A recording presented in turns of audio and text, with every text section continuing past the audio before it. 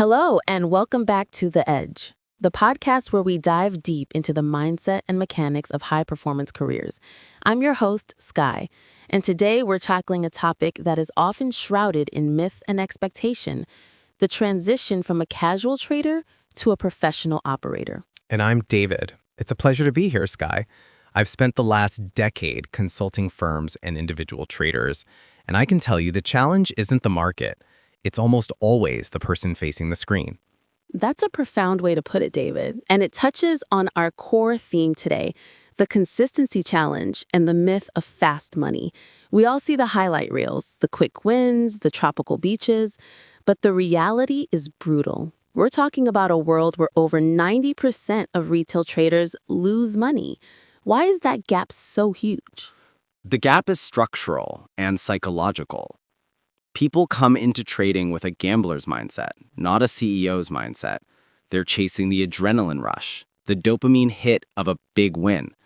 A professional, however, views trading as a statistical game. They are completely detached from the individual trade's outcome. They execute a plan with surgical precision, whether the trade wins or loses. So the first step is a radical mindset shift. It's about moving from that impulsive euphoria or panic to cold, hard, data-driven execution. Exactly, and that leads us to our first pillar. You must treat trading as a business. I often ask people, would you open a restaurant investing all your savings without a menu, a target market, or cost controls? Of course not.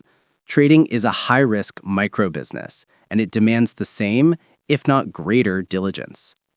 I love the restaurant analogy. So what is the trading equivalent of the restaurant's business plan? It's the trading plan. This is a non-negotiable document. It must be so detailed that if you handed it to any competent person, they could execute your strategy exactly as you would.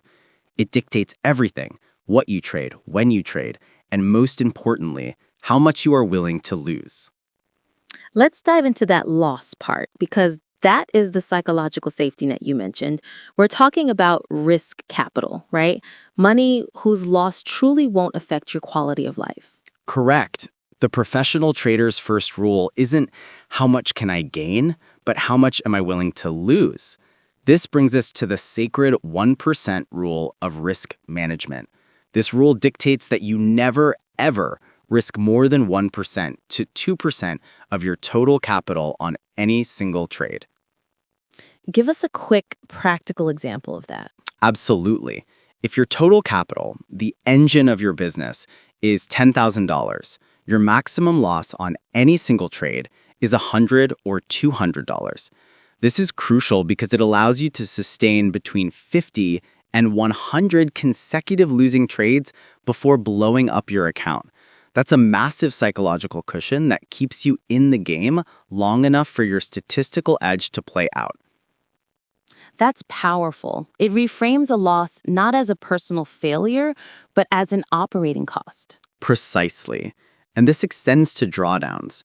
You must establish daily, weekly, and monthly loss limits. If you hit that limit, the platform closes. You walk away, no exceptions. The market is always going to be there tomorrow, but that's where most people fall into the trap of revenge trading. They get emotional and try to get their money back instantly. The most expensive lesson in trading is that one. Revenge trading is when you abandon the plan out of emotion, usually turning a small, controlled 1% loss into a catastrophic 10% or 20% loss that wipes out weeks of gains. The loss limit prevents the emotionally driven mistake. So we have the map, the trading plan. Now we need the engine, disciplined execution. The amateur changes their strategy with every loss. The professional executes a proven system, even when it's emotionally painful. How do they know the system is proven? They know through statistical validation and backtesting. Their system, their edge, is a series of conditions that, when repeated, have demonstrated a positive mathematical expectancy over hundreds or thousands of trades. It's not a feeling, it's a statistic. This is where the risk to reward ratio, or R2R, comes in, isn't it? It sounds complicated, but it's actually a beautiful mathematical concept. It truly is. Think of the RR ratio as the potential profit for every dollar you risk. If you risk $1 to potentially gain 3, that's a 1-to-3 ratio. Here's the magic.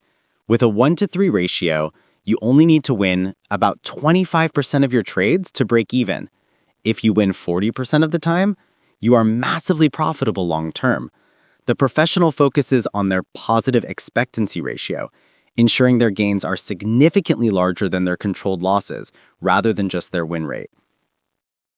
That fundamentally changes the psychological burden.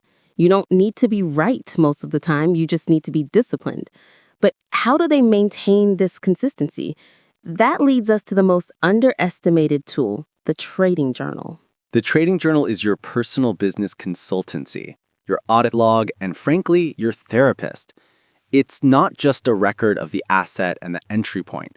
The most critical part to document is your mental state at the moment of entry and exit.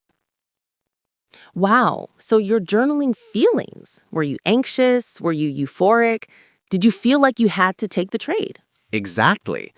Because almost always the errors are not technical, the market doing something strange. They are operational. I didn't respect my stop loss. I entered late due to fear. I exited early due to greed.